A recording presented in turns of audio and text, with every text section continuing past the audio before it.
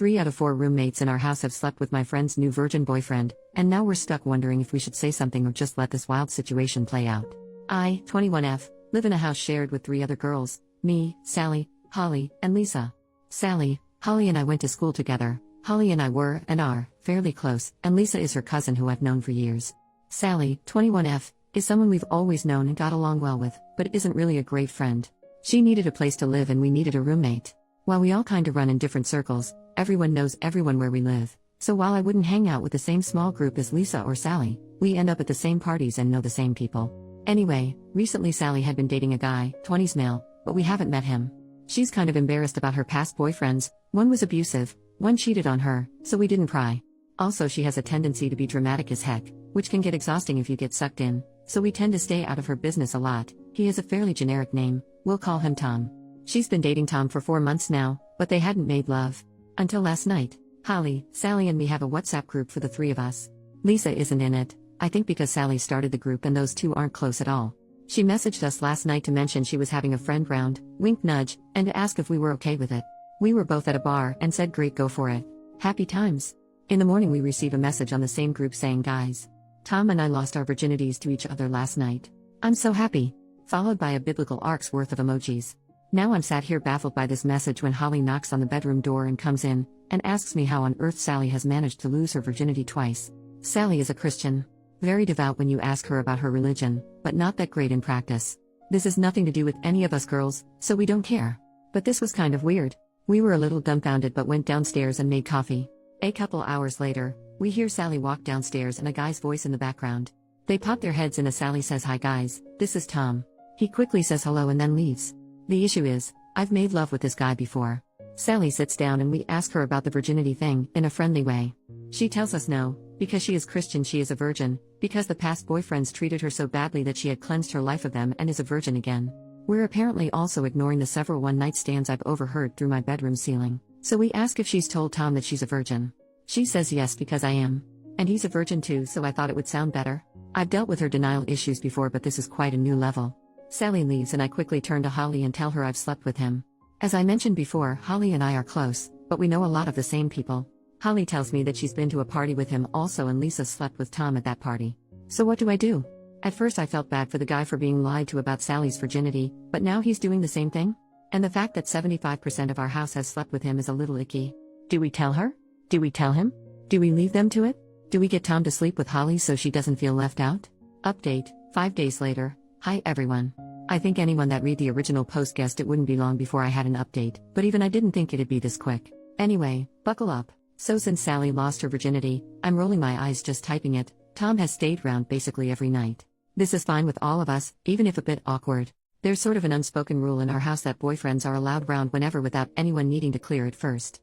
If we see each other in the day, it's courtesy to mention, oh by the way, boyfriend is coming round later today, but no one has an issue if it's not brought up prior to the visit. They're not sleeping in any communal areas, and we have enough bathrooms that shower time is never an issue. So Tom has been in the house most evenings but we've barely seen him.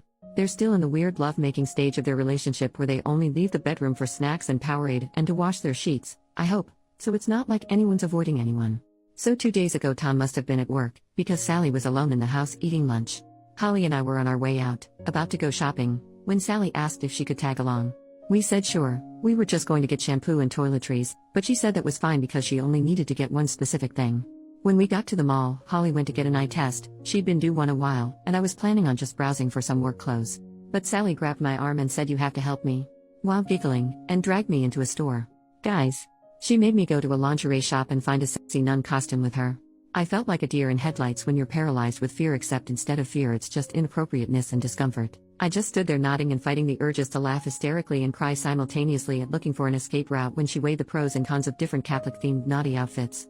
I got home, popped a straw in a bottle of wine and told Holly about my traumatizing experience. She howled. Moving on to today. About 30 minutes ago actually. Sally had a really early start at work, stock check or something, and had to leave before Tom woke up.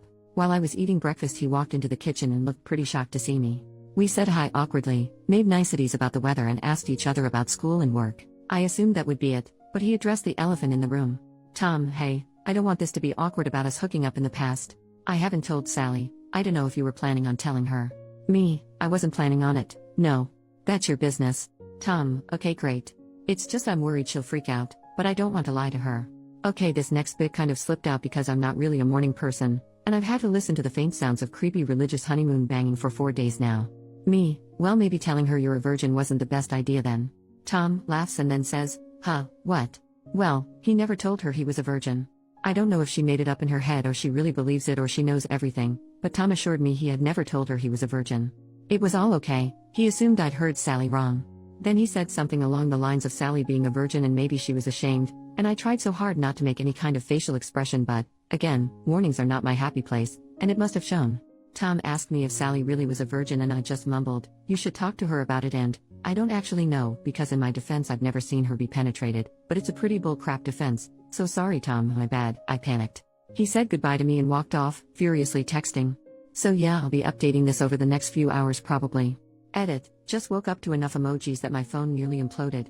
They're from Sally as you can guess. They're in the WhatsApp group with Holly and are mostly crying face and dead face, a few bow and arrows followed by hearts, and a couple boy emoji next to the knife and fork emoji. Not entirely sure what that's about. I can't seem to find a fan emoji to put the poop one next to, but you get the idea. Not sure if Sally's at home at the moment or not, she wasn't meant to be working late and I don't remember hearing her come home. I'm gonna pop in and see if Holly's awake and then possibly barricade her door shut. Edit number 2, I've been sat in Holly's bed for the last hour, while she's been reading both my posts and all your comments. She's loving the replies by the way, and is refusing to be called anything but madam now. Also anyone who private messaged me to ask if we're lesbians, sorry no. We ran upstairs to see if Sally was in her room. The door is locked so we think she's asleep in there, but she isn't answering any WhatsApps. Just chilling in the calm before the storm, practicing some sweet judo moves in case anything kicks off. I'm kidding, it won't. Edit number 3, okay I shit you not, we've just had the police at the door. Sally was apparently caught trying to break into Tom's house after he told her to leave him alone and threatened to call the police. Except he hadn't threatened, he'd done it. She resisted arrest and was popped in a nice little cell at about 2 a.m. She looks exhausted, bless her, but I guess a day's stalking will do that to you. She looks really sad and I feel so bad for her. Holly's running her a bath now and I'm going to make some tea. I don't know what happened between them but it looks like it fell on the not so chill side of the scale. Edit number 4, okay guys, here we go. Update time. Sally's asleep in bed and a lot has gone on in the last hour or so. Safety belts on, hands and feet in the cart at all times. Holly is here with me, she might pitch in every now and then. In fairness, Dance Moms is on at the moment, and she's done with this shit for today, so she might not be super involved. So the police dropped Sally off at home. They asked to have a quick chat with me about what happened, probably a good idea, because Sally's version was ever so slightly different, sigh, while Holly took Sally upstairs to get changed and whatever else she needed to do. The officer, who was super fine, not gonna lie, maybe he can do the rounds after Tom has left, told me that Tom called the police at 1 a.m., because Sally was harassing him over the phone and throwing rocks at his window. By the time they got there Tom had rang 3 more times, and Sally was climbing up a fence and shimmying over onto the kitchen roof, some freaking Batman crap right there. They tried to talk her down, where she was screaming and crying, they thought she might be on some sort of drugs, but I told them it's just her personality and a bit of caffeine usually. I laughed, he didn't. I'm glad you guys think I'm funny. Anyway she tried to struggle when they restrained her and went to kick one of the officers, and at that point they were done being sympathetic, and popped her in the police car and into a cell. She's absolutely tiny so they didn't have to use force or anything, she's fine I promise. They asked us to contact her parents, because she refused to give them any contact details for her family, she would only tell them her address that she lives at with us. And guess who's off work this week so gets to play babysitter? Fan-freaking-tastic. Once they left, we got her in the bath and Holly and I sat on the bathroom floor talking to her about what happened. She was just crying into the bath and looked so sad and vulnerable, and I felt really awful for mocking her on this sub and stuff. Then she started explaining. We asked what happened. Sally said Tom texted her while she was at work saying we need to talk after work and she immediately panicked, because it's Sally. She blew up his phone. She didn't tell me this, she said she left him 3 missed calls, but she showed me her phone and the call log showed nearly 40. She then said he was such a jerk because he didn't message her to tell her he was okay, while she was worried thinking he could be dead. How Sally? How could he be dead if he texted you? My sympathy was now waning a little, but I was trying to be supportive. Once Sally finished work, she managed to get through to Tom on the phone. He told her that he had to confess and he wasn't a virgin, and didn't want to corrupt her innocence so he had to let her go. At this point Holly took in a really deep breath, stood up and muttered something about needing more coffee, and walked out. I sort of asked Sally if she was sure that's what he said, because it didn't make sense, and she nodded really aggressively, calling him a bastard for tricking her. I was trying to be gentle, rather than just calling her out on her bull crap, because she hadn't slept and she was an emotional mess, so I asked why she didn't just tell Tom that she wasn't a real virgin. That was a mistake. She started crying and yelling about being a virgin again, Thanks for that phrase, whoever coined it in the first post, and how her virginity is her decision. Holly walked in with coffees and teas and Sally calmed down. She gave Sally her tea and gave me a coffee. I looked at her. I don't drink coffee and Holly knows this, and she just raised her eyebrows and nodded. I took a sip and it was mostly whiskey. Gotta love the girl. We asked Sally why she went to Tom's house. She said he invited her over to talk about them and work it out. My acute critical thinking skills tell me this is bull crap. Sally said he didn't answer the door and she got concerned that he, once again, could be dead. Tom is clearly accident prone as heck, and she needed to check he was okay. Hence the climbing. Because even though he's an asshole and she hates him, she still cares about him, and needed to know he was alright. She finished work sometime between 4 and 6 p.m., that's her usual shifts, and was arrested at 2 a.m. so I have no idea what she did during those hours. Probably built a lair with a map with lots of strings attached to photos with thumbtacks and newspaper cuttings stuck on the wall. It doesn't seem like we'll be getting a very clear picture of what actually happened from Sally, but you can piece a lot of bits together and figure she just went all girl interrupted on him. Oh, and at least 2 times in the conversation she mentioned she was worried she could be pregnant. Again, I'm bargaining on this being hysterical lack of sleep bull crap. So Sally is asleep now, and Holly and I are day drinking. Everything has gone swimmingly. Lisa is away for the next couple days and is blissfully ignorant to everything that's gone on. 2 out of 10. Would not do again. Final update, probably. So Sally slept for about 24 hours, I'm not even kidding. She went to sleep, woke up briefly to raid the fridge, and then went back to sleep. She has a blurry recollection of what happened, and doesn't really remember the bath or telling me what happened. I joked that at least she didn't remember me molesting her, which she laughed at, so she's getting back to herself a bit. This morning I sat her down and asked what was going on. She told me that school has been getting really on top of her, especially with work too and going to all her church meetings and volunteering. I kind of wanted to say, well, screw church. But I feel like that's a thing you don't say. And she got some Adderall, I'm assumed Adderall. She just said they were study pills, from a couple guys at school to keep her awake to finish essays. But as it always is with delicious Adderall, people tend to take it a little too far. Not to get all after school special and preachy, but guys, if school is so hard you need to take drugs, maybe we should put ourselves first and become strips. Anyway, Sally's little pick-me-ups became a regular thing, and none of us noticed because we all get a little caffeine dependent during the school year, and she had a pretty screechy voice to begin with. She apologized for going loco and I apologized for being a crappy roommate and not noticing she was crazy. We did a ceremonious flushing of the pills down our least used toilet. PSA, that stuff doesn't flush super easily. It was humiliating. I had to claw like 3 of them out of the bowl because they must have gotten fused to the ceramic and I couldn't let Sally do it in case she went all train spotting and shoved them up her butt.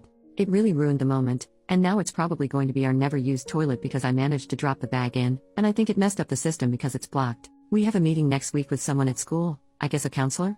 I didn't speak directly with her on the phone, who's going to talk about healthy ways of dealing with stress.